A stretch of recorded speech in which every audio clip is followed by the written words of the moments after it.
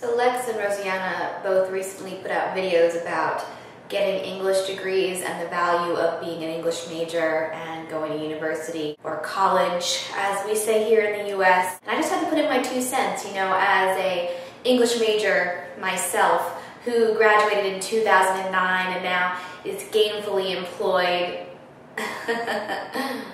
English degrees, where do I even start? I have to go with the American perspective on this, since it's the only perspective I really have. The main problem that Lex and Rosianna both had with their degrees is that they were paying the same amount of money as people getting different degrees, but for an English degree, they weren't getting as many contact hours, which I guess is like lectures and seminars and things like that. And it's not like that in the US. I mean, I got the same number of contact hours as most other majors, maybe just not science majors because they have labs and so on and so forth that don't count as credits. They're just like extra hours added on. But in general, I would take about 5 classes a semester, and 3 of those classes would usually be English classes.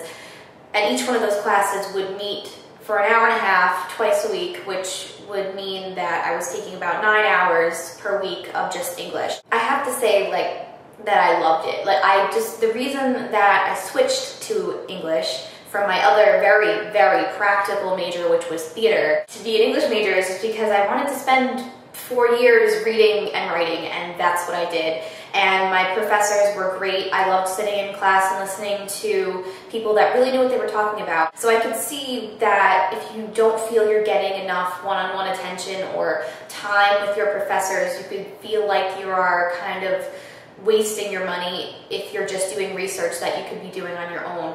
My experience wasn't really like that though. I felt like I had enough contact hours where I was really learning stuff in my seminars and in my lectures. At least in my college, they also make it so that a lot of your courses kind of interconnect, and you'll have seminars that connect science with English or theater with English, interdisciplinary, and I got a lot of that also. The marking is subjective, but that's why you have websites like ratemyprofessor.com and stuff. I don't know if they have that in the UK, where you just go on and you see how are your professor grades, whether you want to take that professor or not, and what that professor specifically looks for in papers and in tests and things like that, because basically your only research is not research that you do in the library. Some of the research is real life research that you have to do with friends and with other professors and on the internet, finding out exactly what teachers are looking for, what professors are looking for, because if you take the wrong professor that is not suited to your personality, it could be disastrous. And I had teachers that were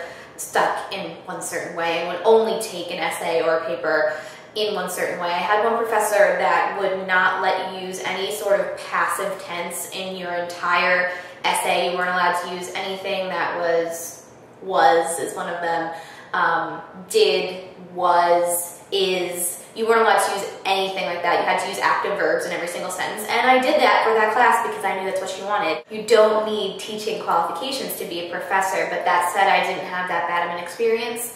I guess it's university to university, college to college, whether the professors are good teachers or not. But also, I'm someone that could just sit in a lecture and listen to an intelligent person talk about something that I'm interested in for hours. I'm not ADD. I will sit there and I will take notes and I will not speak for hours on end and really like it. So it's your personality. That said, I also had seminars with 10 people in them where all we would do was talk about poetry back and forth. Do I think professors need to have teaching qualifications? I think it would be good.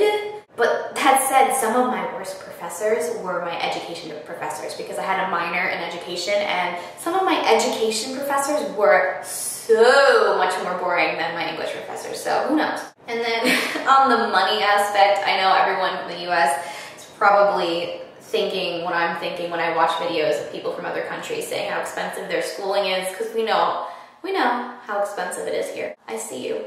I know.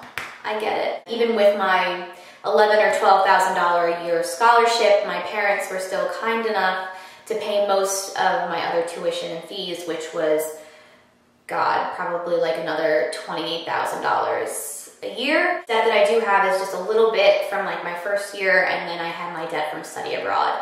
And study abroad, just like Rosianna said, she went to Vassar College, which by the way was my first choice college, and I didn't get in.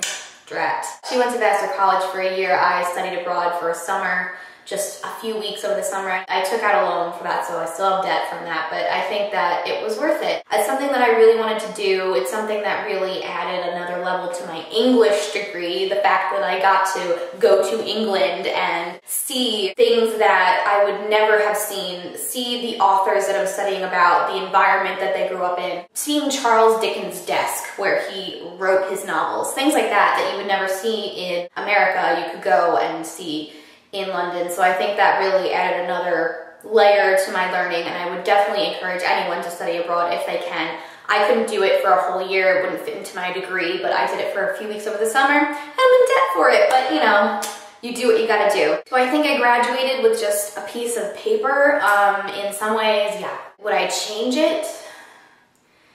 I don't know. I feel like if you're spending that much money, you should be doing it for something that you want to learn about. I don't think you should just be thinking about what will make you the most money or what will be the most practical, but you know what, like, I'm me, and I went to 2 years after grad to grad school to get a teaching degree because I thought that would be practical, and I'm still not a full-time teacher because of the economy. So I feel like now more than ever, people are not studying the arts, and they're not studying things that are impractical, things that maybe they're the best at or that they're the most interested in because of today's economy. And whether that's good or not, I don't know. I don't think it's a good thing. I think that everyone should go to school for their talents, and that would be 100% happy, everyone would be great, but like that's not how the world works. But I can't say that I regret doing it. I'm somebody that I cannot see myself not being genuine, and me going for some kind of degree that was an executive position, something business related.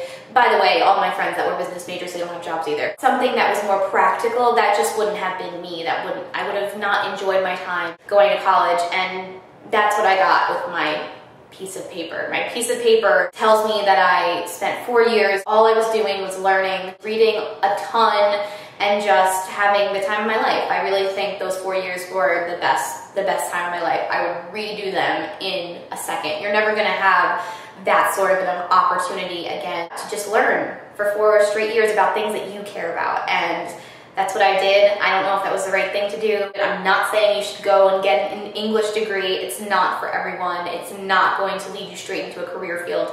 Even when you go to grad school for 2 years and go another $40,000 in debt for grad school, Exhibit A, you're not definitely gonna have a job. I mean, it's part of the American dream that's like dying out because so many people like me are graduating from college, and we have grown up with this kind of mantra that if you go to college, you're gonna have a good job, and it's just no longer the truth. It's no longer something that people can aspire to. More and more, it's just putting people into debt, and it's not getting people the dream jobs that they wanted, and the jobs that are available are jobs that they could have gotten straight out of high school and don't need this really expensive degree for. But that's just depressing. I don't like thinking about that. I think about it and I harp on it way too much already. So just like follow your dreams, dudes. Just like do what you want to do, and just you will work it out. You know, in the end, you will work it out.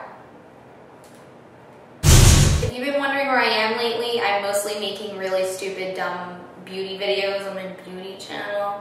So if you guys want to like go check those out, you can do that. Click my face.